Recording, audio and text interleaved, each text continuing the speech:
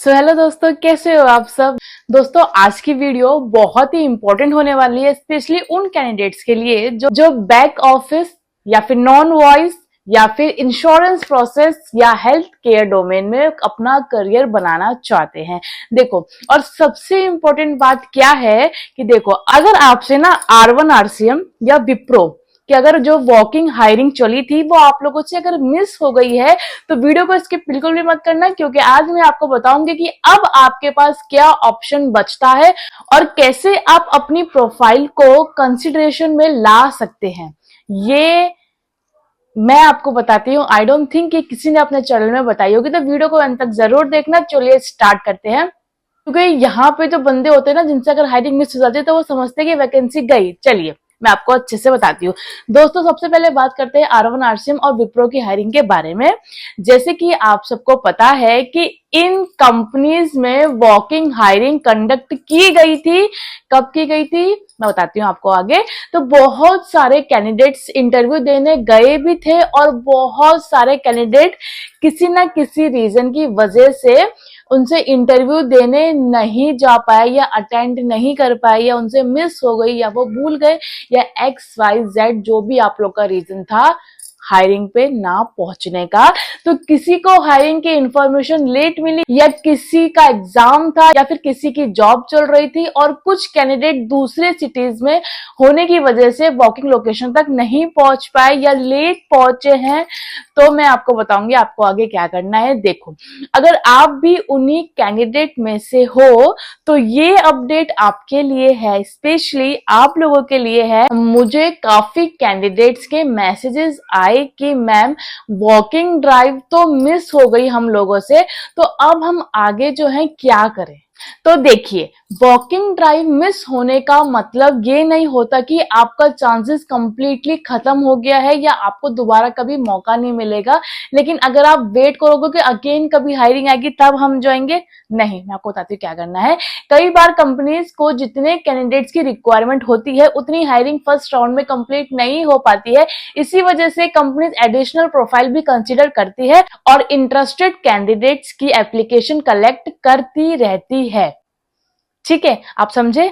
जितने बंदे वॉकिंग के लिए गए और जितने बंदों की उन्हें रिक्वायरमेंट थी वो आपस में मैच नहीं हो पाई है। ठीक है, सो इसलिए अगर आपकी प्रोफाइल जेन्युइनली रिलेवेंट है तो आप अपना अपडेटेड रिज्यूम शेयर कर सकते हो मेरे साथ भी और उनके ऑफिशियल वेबसाइट पे भी। लेकिन यहाँ पर एक बहुत इंपॉर्टेंट कंडीशन है, सिर्फ वही कैंडिडेट रिज्यूम शेयर करे जिनकी प्रोफाइल रोल से मैच करती है, जिनके रिज्यूम में JD वाले जो वर्ड्स होते हैं, जॉब डिस्क्रिप्शन में जो चाहिए होता है रिक्वायरमेंट है, वो अगर आपके रिज्यूम में प्रेजेंट है। तो अगर आप बी फार्मा बैकग्राउंड से हो और हेल्थ केयर या मेडिकल प्रोसेस के लिए इंटरेस्टेड हो तभी R1 RCM प्रोफाइल के लिए अप्लाई करो। अदरवाइज अपना टाइम वेस्ट मत करना या फिर मुझे रिज्यूम मत शेयर करना, या मैं बोलूंगी आप ऑफिशियल वेबसाइट पे भी रिज्यूम मत डालना। ठीक है, अगर आप non voice insurance process, UK pension, under writing या हेल्थ केयर ऑपरेशंस प्रोफाइल में इंटरेस्टेड हो और एलिजिबिलिटी मैच करती है तभी विप्रो प्रोफाइल के लिए भी आप लोग अप्लाई करना उनके ऑफिशियल वेबसाइट से, या फिर आप मुझे शेयर कर सकते हो। रैंडम रिज्यूम भेजने का कोई फायदा नहीं है। बहुत सारे रिज्यूम आ जाते हैं पर रिलेवेंट रिज्यूम मुझे नहीं मिल पाता है तो मैं आपको रिप्लाई भी नहीं कर पाती हूँ। ठीक है, तो दोस्तों आजकल कंपनीज जो है ATS स्क्रीनिंग और AI स्क्रीनिंग दोनों यूज कर रही है, इसलिए रिज्यूम में वही स्किल्स मेंशन करो जो एक्चुअल में आती है और जो एक्चुअल में जो प्रोसेस में मांगी गई है उससे रिलेवेंट ही आप ऐड करना अपने रिज्यूम्स में। ठीक है, फेक एक्सपीरियंस या फेक डॉक्यूमेंटेशन या अननेसेसरी स्किल्स मेंशन करने से बचना चाहिए आप लोगों को। तो अब बात करते हैं इंटरव्यू प्रोसेस की। मैं दोनों कंपनी के इंटरव्यू प्रोसेस के बारे में यहाँ पे बताने वाली हूँ आपको। तो बहुत सारे कैंडिडेट्स पूछते हैं कि मैम अगर कंपनी को प्रोफाइल पसंद आती है तो इंटरव्यू कैसे होगा, आगे का क्या प्रोसेस रहने वाला है, कितने राउंड रहने वाले हैं, सैलरी क्या रहेगी, कितने दिन में आपको रिप्लाई आता है, मैं वो यहाँ पे सब कुछ डिस्कस करूंगी। और अगर एक आधा पॉइंट मुझसे मिस हो गया है तो आप मुझसे कमेंट सेक्शन में पूछ सकते हो या फिर मैं सेकंड पार्ट बना दूंगी। देखो, कंपनी की रिक्वायरमेंट पर डिपेंड करता है। कुछ कैंडिडेट्स को वर्चुअल इंटरव्यू के लिए कांटेक्ट किया जा सकता है और कुछ कैंडिडेट्स को टेलीफोनिक स्क्रीनिंग के लिए भी कॉल आ सकती है और कुछ को वॉकिंग के लिए अगेन बुलाया जा सकता है। ठीक है। और अगर कंपनी को जरूरत लगती है तो फर्दर प्रोसेस के लिए ईमेल या फोन के थ्रू आपको बताया जाएगा, आपके साथ कम्युनिकेशन भी की जा सकती है। लेकिन अगर जिन्होंने ऑलरेडी हायरिंग पे गए थे और वो रिजेक्ट हो गए हैं तो प्लीज वो यहाँ पे दोबारा अप्लाई ना करें, क्योंकि आप लोग जो हो 6 मंथ के लिए या 1 साल के लिए ब्लॉक हो जाते हो। तो इसलिए ईमेल आईडी और मोबाइल नंबर हमेशा एक्टिव रखो, और अगर आप ब्लॉक हो जाते हो और अगर आपको एक्चुअल में करना है, उस कंपनी में जाना है, तो प्लीज मुझे कांटेक्ट करना, मैं आपको बताऊंगी कैसे करना है उसके लिए। ठीक है, मैं आपको बता दूंगी क्या क्या करना है उसके लिए, आपका हो जाएगा। लेकिन तो दोस्तों एक और इम्पॉर्टेंट चीज है कि अगर आप रिज्यूम शेयर कर रहे हो तो रिज्यूम अपडेटेड होना चाहिए। आप लोगों का एजुकेशन डिटेल क्लियरली मेंशन होनी चाहिए उसमें, जो भी प्रोसेस की रिक्वायरमेंट है। ये मैं उस वैकेंसी के बारे में बता रही हूँ जो वैकेंसी अभी विप्रो ने 2 जून को निकाली थी हायरिंग, और 1 जून को निकाली थी, और जिन लोगों से वो मिस हो चुकी है। ठीक है, करंट लोकेशन मेंशन होनी चाहिए आप लोग के रिज्यूम के अंदर, और कॉन्टैक्ट डिटेल प्रॉपरली अपडेटेड होने चाहिए आप लोगों के। इनकम्प्लीट रिज्यूम भेजने से शॉर्टलिस्टेड होने के चांसेस थोड़े कम हो जाते हैं।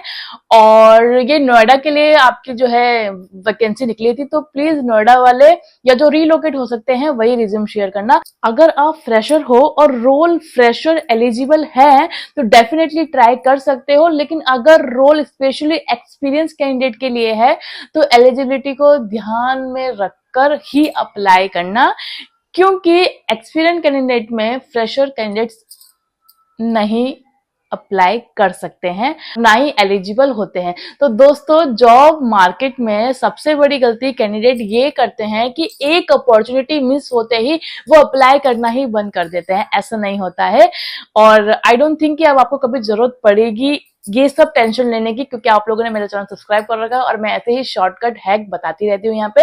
तो आपको ऐसा नहीं करना है गाइस। अगर प्रोफाइल रिलेवेंट है तो अपनी एप्लीकेशन जरूर सबमिट करो। कई बार कैंडिडेट्स वॉकिंग मिस कर देते हैं और बाद में भी शॉर्टलिस्ट हो जाते हैं। ऐसा हम लोग भी करते हैं, जब हमें पता है कि आज इतने बंदों की हमें हायरिंग चाहिए होती है पर हम बंदे मतलब कंप्लीट नहीं हो पाते हैं, जो भी पूरा जो बैच होता है वो हम कंप्लीट नहीं कर पाते हैं, देन हम ऑनलाइन एप्लीकेशंस के थ्रू बच्चे निकालते हैं। ठीक है, बच्चे निकालते हैं मतलब कि शॉर्टलिस्ट करते हैं। सो अगर आपकी प्रोफाइल रिलेवेंट है तो अपना अपडेटेड रिज्यूम रेडी रखो, प्रॉपर प्रोफेशनल फॉर्मेट में शेयर करो। मुझे शेयर कर सकते हो आप लोग, या फिर आप जो विप्रो की और R1 RCM की जो ऑफिशियल वेबसाइट है वहां पर जाके भी अप्लाई कर सकते हो, क्योंकि वहां पे उन्होंने लिंक डाल दिया है। सिर्फ वही कैंडिडेट अप्लाई करें जो जेन्युइनली इंटरेस्टेड है और रोल के लिए अकॉर्डिंग एलिजिबल है। सो दोस्तों उम्मीद करती हूँ जो मैंने आपको ये इन्फॉर्मेशन बताई है कि अगर आपसे कभी भी कोई भी हायरिंग मिस हो जाए तो आप कैसे अप्लाई कर सकते हो। जैसे कि अभी हाल फिलहाल रिसेंट की बता देती हूँ मैं। 1 जून और 2 जून को जो है विप्रो ने वैकेंसी निकाली थी और वॉकिंग चल रहा था, पर कोई बंदे मिस कर गए, मान लो किससे नहीं हो पाता है, तो आप लोग क्या करो कि ऑफिशियल वेबसाइट पे जाके अप्लाई कर दो, क्योंकि बंदे जो है वहां पे कंप्लीट नहीं हो पाए हैं। जहां तक मुझे सुनने में आया बंदे कंप्लीट नहीं हो पाए हैं। तो आप लोग एप्लीकेशन डालो ऑनलाइन, जहाँ पे जो उसका ऑफिशियल वेबसाइट है वहां पे एप्लीकेशन डालो, अपना रिज्यूम डालो और शॉर्टलिस्ट होने के चांसेस अपने बढ़ा दो। एंड बस मैं यही बोलूंगी आप लोगों को कि प्लीज ट्राई करते रहो, ट्राई करते रहो। And thank you so much for watching and all the best for our career journey. Bye guys.